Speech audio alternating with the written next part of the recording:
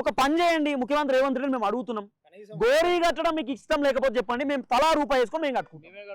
మేము కట్టుకుంటాం. అందరిసీ సార్కి గోరీ మేము కట్టేయడానికి రెడీగా ఉన్నాం. ఈ గోరీ మేము కట్టలేమా? కడతాం. మీకు ఒకవేళ రాష్ట్ర ప్రభుత్వానికి గనక మళ్ళీ చెప్తున్నాం, మీకు అందరిసీ సార్కి సంబంధించినటువంటి గోరీ కట్టడం ఇష్టం లేకపోతే నేను ప్రసాదన్న బాణన్న మేము గోరీ కట్టడానికి రెడీగా ఉన్నాం. తర్వాత జనాల దగ్గర రూపాయి మేమే అడుగుతాం, దండం పెడతామో కాలు మొక్తామో ఏదో చేస్తాం, మా పబ్లిక్కి చెప్తాం. ఓ రూపాయి ఇవ్వండి మేము సార్ కోసం గోరీ కడతామని. చాలా మంది జనాలు రెడీగా ఉంటారు. అంత గొప్ప వ్యక్తి గోరీ మనం కట్టాలని చెప్పి. స్మృతివనం కట్టడు పక్కన పెట్టి మీతో కాదని అర్థమవుతుంది నాకు. గోరీ అన్న కట్టండి సార్కి, మేమన్నా కడతాం. లేకపోతే ఎవరు మాట్లాడతారు ఈరోజు? ఎస్సీ ఎమ్మెల్యేలు, ఎస్సీ ఎంపీలు, ఎస్సీ మంత్రులు ఎందుకు మాట్లాడరు? ఒక దళిత బిడ్డనే కదా. ఈ దళిత బిడ్డ ప్లేస్లో అగ్రకులాలు ఉంటే పరిస్థితి ఏం తీయాలా? టక్కా పనులు అయిపోకపోతుండేనా? అంటే మా దళిత బిడ్డకి అవమానమా?